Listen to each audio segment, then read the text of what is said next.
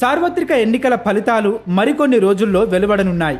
అయితే చాలామందికి ఈ కౌంటింగ్ ప్రక్రియ ఎలా జరుగుతుందో తెలియదు.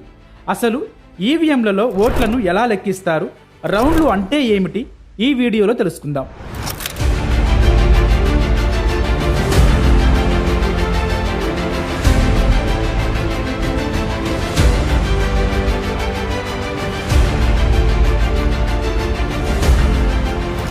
ఎన్నికలు పూర్తయిన తరువాత ఈవీఎం, వీవీప్యాట్లను స్ట్రాంగ్ రూముల్లో భద్రపరుస్తారు.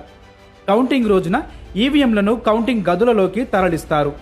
అధికారులందరూ ఉదయం 4 గంటలకే అక్కడికి చేరుకోవాల్సి ఉంటుంది. సెల్ ఫోన్లు, ఇతర ఎలక్ట్రానిక్ వస్తువులను కౌంటింగ్ గదుల్లోకి తీసుకెళ్లడానికి అనుమతి ఉండదు. ఉదయం 5 గంటలకు వారికి లెక్కింపు చేయాల్సిన టేబుల్స్ చూపిస్తారు. కౌంటింగ్ గోప్యతపై సంబంధిత నియోజకవర్గ రిటర్నింగ్ అధికారి సిబ్బందితో ప్రమాణం చేయించి కాగితాలపై సంతకాలు కూడా చేయిస్తారు. ఇక 8 గంటలకు పోస్టల్ బ్యాలెట్ ఓట్ల లెక్కింపుతో కౌంటింగ్ ప్రారంభిస్తారు. 8:30 పోస్టల్ బ్యాలెట్ ఓట్లు లెక్కిస్తారు.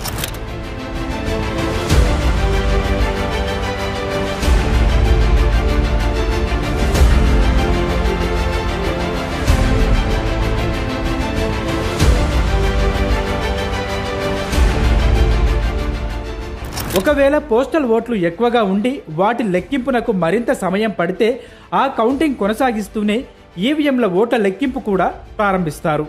కౌంటింగ్ రూమ్లో ఎన్ని టేబుళ్లు ఉంటాయో ఆ సంఖ్యకు సమానంగా పార్టీ ఏజెంట్లను ఏర్పాటు చేసుకోవచ్చు. కౌంటింగ్ ముగిసే వరకు వారు బయటకు వచ్చేందుకు వీలుండదు. వారికి కేటాయించిన టేబుళ్ల దగ్గర మాత్రమే కూర్చోవాలి. ఇతర టేబుళ్ల దగ్గరికి వెళ్లి కౌంటింగ్ను గమనించడానికి కూడా అనుమతి ఉండదు. ఇక నియోజకవర్గాల్లో ఉన్న పోలింగ్ కేంద్రాలను, వాటి పరిధిలో పోలైన ఓట్ల ప్రాతిపదికన ఎన్ని రౌండ్లు లెక్కించాలో నిర్ణయిస్తారు. ఒక్కో రౌండ్కు 30 నిమిషాల సమయం ఇస్తారు. ఒకసారి మొత్తం టేబుళ్లపై ఉన్న ఈవీఎంల లెక్కింపు పూర్తయితే ఒక రౌండ్గా రికార్డు చేస్తారు. ఒక రౌండ్లో ఒక టేబుల్కు 1000 నుంచి 1200 ఓట్లు మాత్రమే లెక్కిస్తారు. రౌండ్కి 14 టేబుల్స్ వేస్తే ఆ రౌండ్లో 14,000 నుంచి 15,000 ఓట్లు లెక్కిస్తారు. అంటే 1,00,000 ఓటర్లు ఉంటే 8 నుంచి 10 రౌండ్లలో ఫలితం వస్తుంది.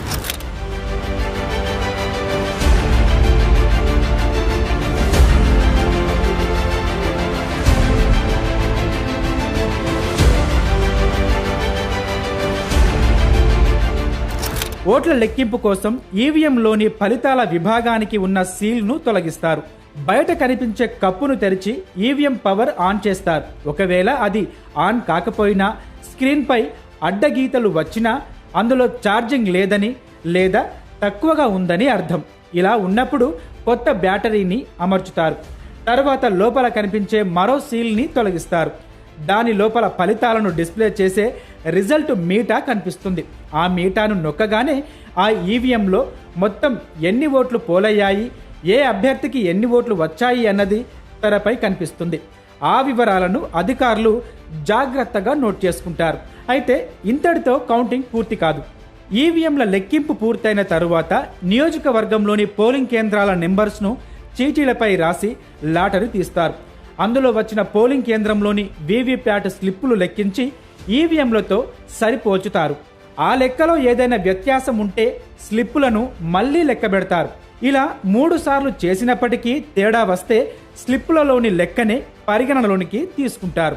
అయితే ఈవీఎంల లెక్కింపుతో ఎవరికి ఎన్ని ఓట్లు వచ్చాయనేది తెలిసినా వీవీప్యాట్ల స్లిప్ల లెక్కింపు పూర్తయ్యేదాకా అధికారికంగా ప్రకటించరు.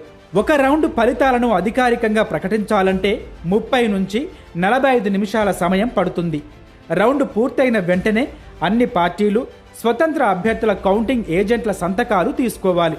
మైక్రో అబ్జర్వర్, కేంద్ర ఎన్నికల పరిశీలకుల సంతకాలు చేయాలి. ఏజెంట్లు ఎవరికీ అభ్యంతరం లేదని చెప్పిన తర్వాతే ఆర్ఓ రౌండ్ ఫలితాలు అధికారికంగా ప్రకటిస్తారు. ఈ ప్రక్రియలో ఏదైనా అభ్యంతరం ఉంటే ఓట్ల లెక్కింపు చాలా ఆలస్యం అవుతుంది. అన్ని రౌండ్ల కౌంటింగ్ పూర్తయిన తరువాత ఎవరు గెలిచారు, ఎంత మెజారిటీ వచ్చిందనేది పూర్తి స్పష్టత వస్తుంది.